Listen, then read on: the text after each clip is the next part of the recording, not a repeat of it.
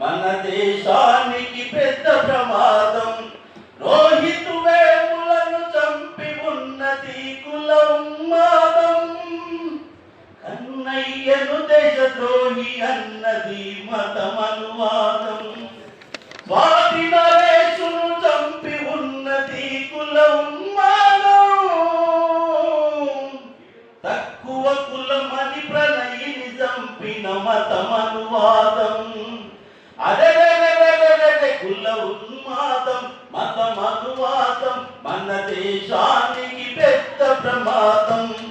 మంతని మధుకరును చంపినది కుల ఉన్మాదం. మంతని మధుకరును చంపినది కుల ఉన్మాదం. మాల వంటిని చంపి ఉన్నది మతమనువాదం. కుల ఉన్మాదం, మతమనువాదం మన దేశానికి పెద్ద ప్రమాదం. కాబట్టి ఇప్పటికైనా ఈ కులాన్ని, ఈ మతాన్ని ఈ దేశం నుంచి ప్రారదోలడానికి, అందరితో కలిసి పనిచేయడానికి